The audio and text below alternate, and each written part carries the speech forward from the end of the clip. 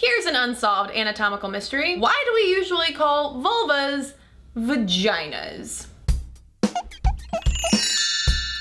a little embarrassed to admit that up until a few years ago, I didn't fully understand what the vagina really is. This is probably because, like most girls and a lot of boys too, I was taught that the genitalia that I could see, the stuff on the outside, was my vagina. It's totally the opposite, because what we can see on our outsides, the labia majora and minora and the clitoris and all that wonderful stuff, that's actually the vulva. The vagina, meanwhile, refers to the internal canal connecting our uterus to our external vulva. In other words, most of us have probably not even seen our own vaginas. And straight guys watching, you've probably seen a lot fewer vaginas than you think you had. That number is probably much closer to 0. What I couldn't find a scholarly answer for was when and why we began colloquially referring to our vulvas as vaginas. But I do have 3 possible theories. The first theory is that maybe doctors are to blame. Vagina is actually considered a modern medical term, whereas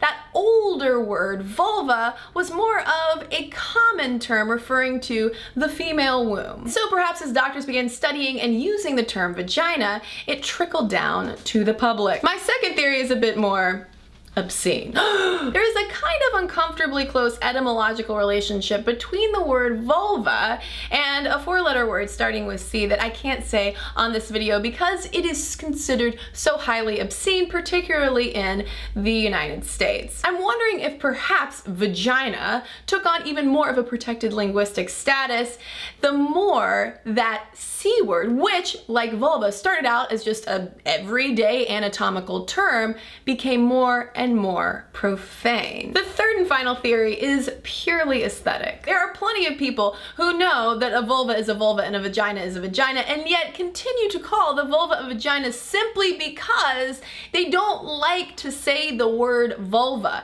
It sounds too clinical, and it's frankly not as fun to say as vagina, which you can also pronounce as vagina or vagina or vagina. And as much as I enjoy saying vagina, as much as the next person with a vagina, I do think it's important for us to at least teach girls that their vulva is their vulva and not a vagina, because at the end of the day, these kinds of anatomical terms matter. Studies have found that teaching young girls the correct names for their female vaginas actually fosters body acceptance and self-confidence and can even arm them against sexual abuse. For women of all ages, better understanding what our vulvas are and naming it for what it really is helps dismantle some of the cultural shame that probably led us to describe it as something that we can't see, the vagina, in the first place.